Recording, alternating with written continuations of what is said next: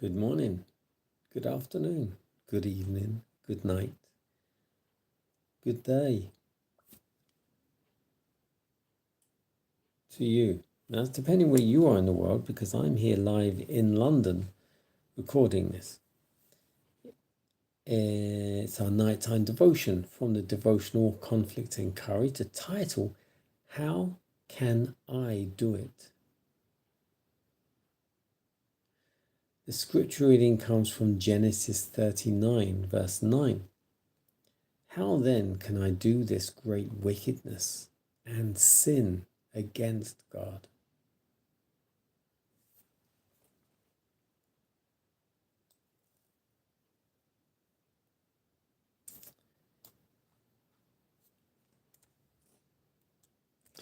It is always a critical period in a young man's life when he is separated from home influences and wise counsels and enters upon new scenes and trying tests.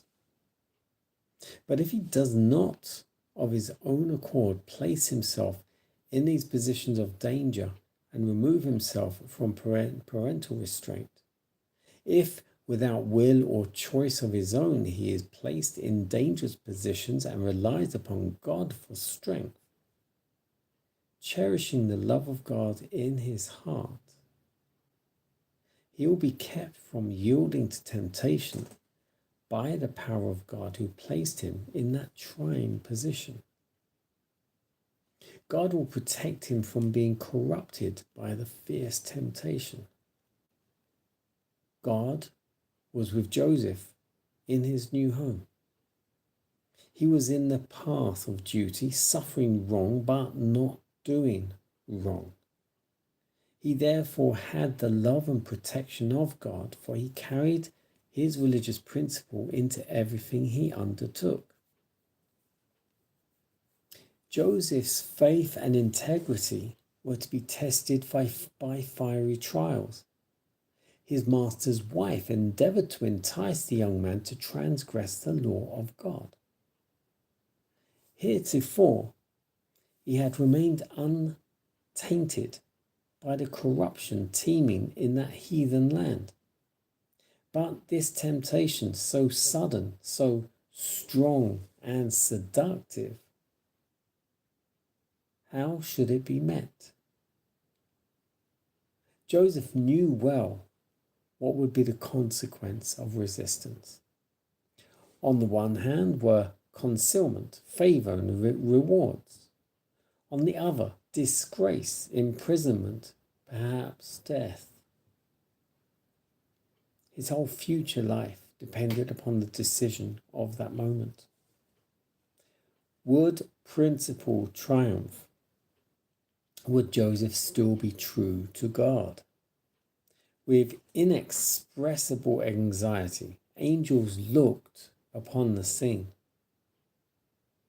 Joseph's answer reveals the power of religious principle. He would not betray the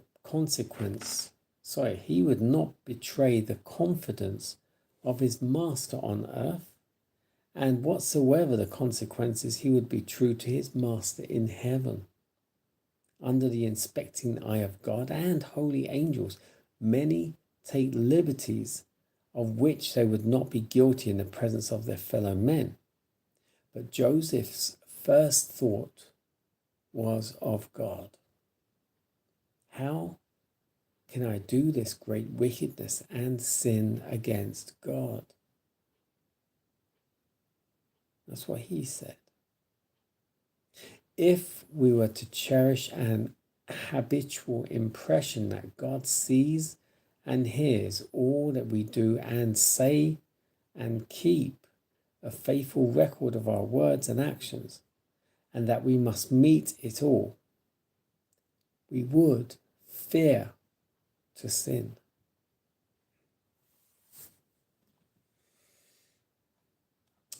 How can I do it? And this is what he said.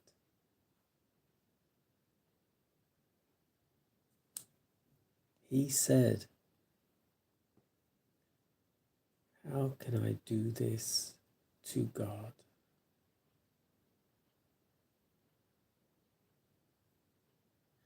Joseph's integrity, his faithfulness, knowing God already, because he had been taught by his father to fear God, to know God. Yes, he had a spoiled childhood. Yes, he was spoiled, very spoiled. But he was still taught who God was, to fear God. Now, for those that aren't sure, to fear God doesn't mean to say to be afraid of him. Not so much as afraid, but to have reverence. And when you, in that respect, to fear, it's a different context. It's to have deep, utter respect for.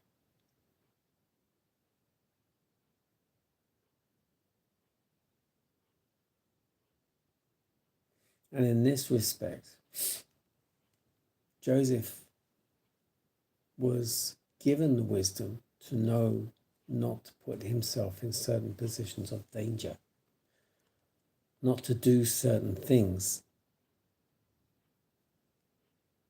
that would bring him disgrace, disloyalty, corruption.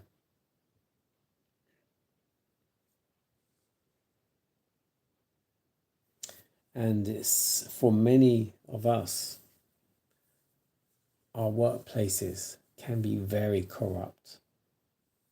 And we have to be very careful.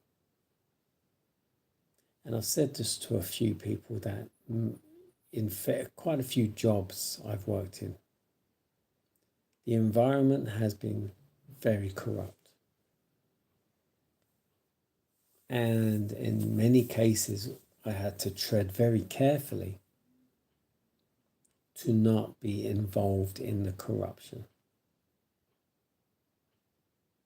And God always brought me through it. It was trying, it was hard. No, I wouldn't say it's, well, I can't say it wasn't as hard or as corrupt as this environment Joseph had to go through, but it's completely different scenarios, completely different circumstances. But even so, when you have to deal with corrupt people, you do have to stand with your head up.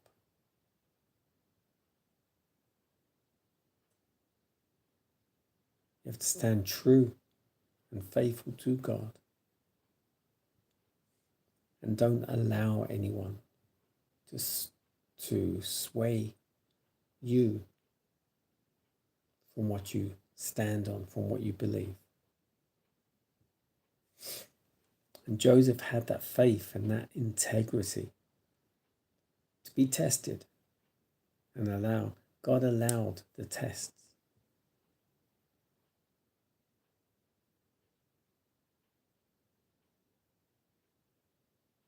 And Joseph's answer, how can I do this to my God, reveals the power of religious principle. How can I do this great wickedness and sin against God?